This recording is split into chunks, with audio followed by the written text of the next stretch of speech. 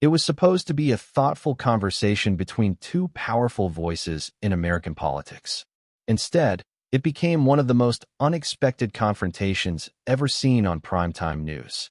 The night Jasmine Crockett appeared on the Rachel Maddow show, the studio was quiet. Not tense, not hostile, just quiet.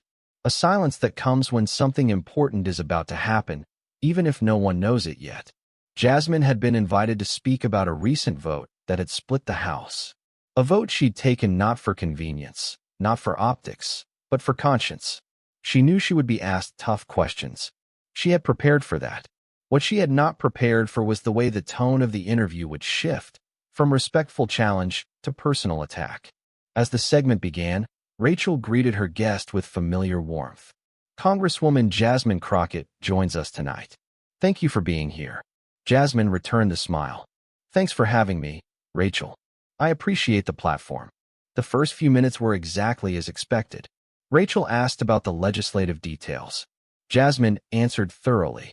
She referenced policy, precedent, and her constituents' concerns.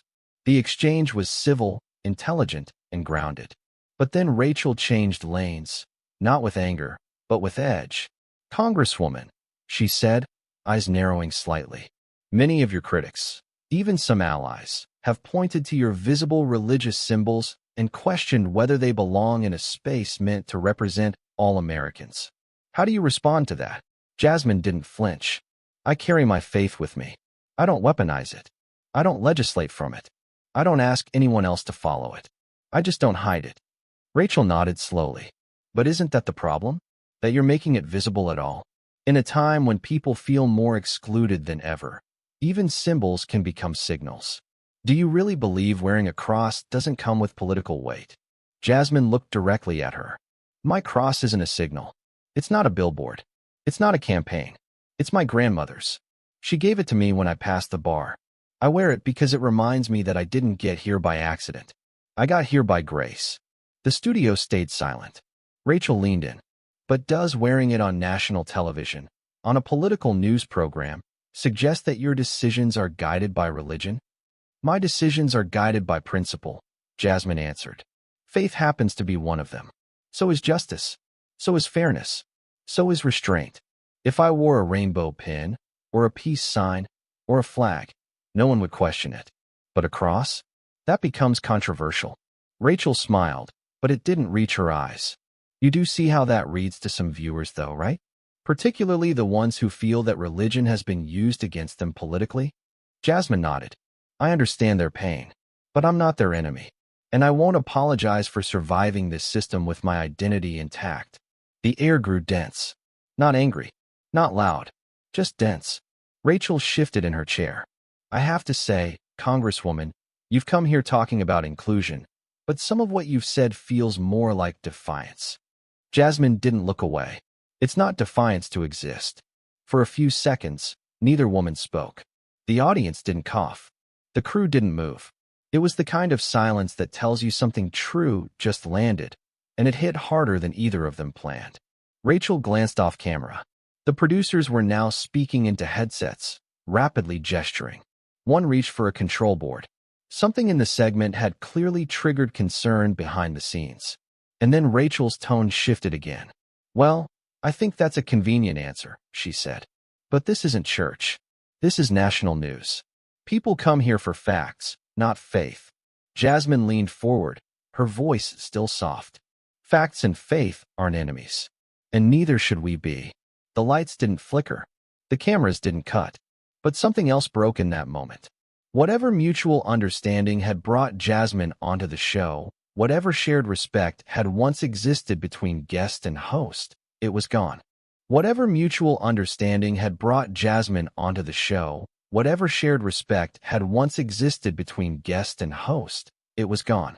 The segment cut to commercial without warning. A brief musical sting filled the air, but the tension did not lift. Off camera, Rachel stood up first. She walked toward the producer's desk without looking back. Jasmine remained seated, her hands folded neatly in her lap. A stage assistant approached quietly and leaned in. "We're being told to cut your segment short," he said. "We won't be coming back to you after the break." Jasmine turned to face him fully. No explanation. The assistant hesitated. Just that. The rest of the show's being restructured. They're moving up the panel discussion. Jasmine nodded once. She didn't argue. She didn't demand clarification. She simply sat in silence for a few more seconds before removing her microphone and placing it gently on the table. She stood up and smoothed her jacket. The cross still hung at her neck, untouched, unmoved. As she walked off the stage, a producer intercepted her near the hallway. "We didn't expect that segment to go where it did," the producer said, her voice low but clipped. The audience felt uncomfortable. Jasmine looked her in the eye. "I didn't expect the discomfort to be with me for answering questions I didn't ask to be asked." The producer opened her mouth to respond, but stopped. Backstage, Jasmine returned to her dressing room without assistance. She passed crew members who offered her sidelong glances, not out of hostility, but something closer to quiet sympathy. People who understood what had just happened, but knew better than to say it out loud. In the control room, the edit team had already begun scrubbing the segment, cutting it down to fit a safer narrative. A senior producer made the call to omit the faith exchange entirely from the rebroadcast. By the time Jasmine emerged from the dressing room 15 minutes later, her car was already waiting. Her phone buzzed with text messages from colleagues, reporters, and friends who had watched the show live and were trying to make sense of what they had just seen. But Jasmine didn't need time to process it. She had seen it before, not always this publicly, but always this clearly. When respect becomes conditional. When a guest is welcome until they stop fitting the script. When the rules of civility only apply in one direction. Outside the building, a junior reporter from a local blog waited near the curb. "Congresswoman Crockett," she called out.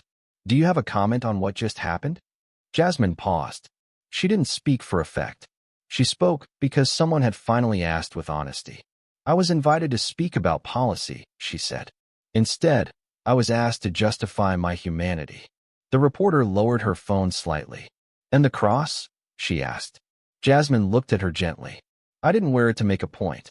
But the reaction to it made the point for me." That clip would later go viral, far outpacing the edited segment that eventually aired on Rachel Maddow's show. In the version the network broadcast, Jasmine's appearance was reduced to a polite exchange about infrastructure and a muted "thank you" before cutting to the next guest.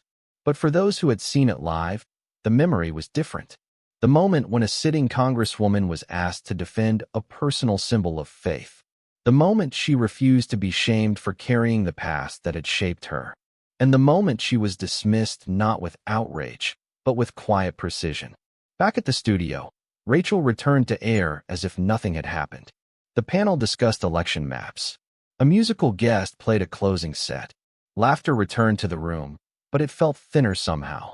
Like everyone was trying to pretend the interruption hadn't changed anything. It had. Not because of the cross. Not because of Jasmine's answers. But because the audience had seen something they weren't supposed to notice. The moment when a space that claimed to be inclusive drew its line. The days that followed were strangely quiet. Not because the moment had gone unnoticed, but because no one seemed sure how to talk about it. News outlets that typically rushed to cover even the smallest missteps on air remained cautious. Some ran brief, factual reports. Others stayed silent altogether. But on social media, the conversation was already burning. Clips of Jasmine's appearance, both the official edit and the uncut live streams, began circulating within hours. The part that aired showed only a fraction of the exchange. Gone was the line about survival. Gone was the moment of stillness. Gone was the quiet dismantling of the idea that faith must always be hidden to be valid. But the truth had already found its way out. And people were listening. Not everyone agreed with Jasmine.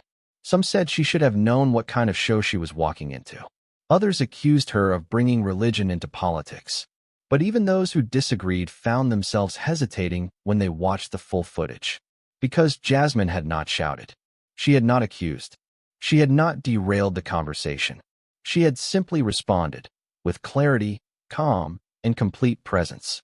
What followed wasn't outrage. It wasn't cancellation. It was something quieter and more enduring. Recognition. A shift in how people talked about belonging. It wasn't just about a cross. It wasn't just about one guest on one show. It was about the conditions people were expected to meet in order to be seen as credible. It was about what made a person's identity acceptable on camera and what made it inconvenient. And it was about how easy it was to applaud diversity while quietly policing its edges. In a podcast interview 2 weeks later, a former producer from the show spoke anonymously. "We always say we want different voices," she said. "But when someone actually brings difference, not performance, but real difference, the room tightens. It's like there's this invisible script that everyone's supposed to stick to, even when we claim to be breaking it." She paused, and Jasmine didn't stick to it. Back in Washington, Jasmine returned to work without ceremony. She didn't release a statement. She didn't demand airtime to respond. She simply showed up, did the job she had always done, and let others decide what the moment meant. But inside her office, the letters began to arrive. Not just emails or tweets, real letters. Some came from young women who saw themselves in her. Others came from older voters who didn't share her politics but respected her composure.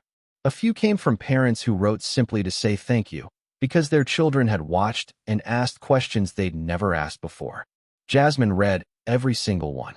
One came from a retired minister in Alabama. "I never thought I'd see the day when wearing a cross would get someone kicked off the news," he wrote. "But I'm glad you didn't take it off." She kept that one in her desk drawer. Meanwhile, the network did not apologize. Rachel Maddow did not address the incident. The show continued as if nothing had changed. But viewers noticed. Comments shifted. Ratings dipped slightly. The silence around the moment became its own kind of statement. Eventually, the public conversation moved on. Another headline, another guest, another controversy. But the impact of what had happened didn't fade. Because what Jasmine had done, calmly, without performance, was named something unspoken. That acceptance, in certain spaces, still came with conditions. That being invited did not mean being welcomed. And that respect, when it disappears the moment someone brings their full self into the room, was never respect to begin with. She had not stormed off. She had not fought back with fury. She had simply refused to be made smaller. And in doing so, she showed what dignity looks like when the cameras are still rolling and the room starts to turn. If you believe these moments matter, if you believe that being different should never mean being dismissed, then share this story. Because what happened on that stage wasn't just about one woman or one show. It was about all the spaces where people are told to show up, only to be told to shrink. Let us know in the comments. When respect is conditional, is it really respect at all? And thank you for watching. We'll see you next time.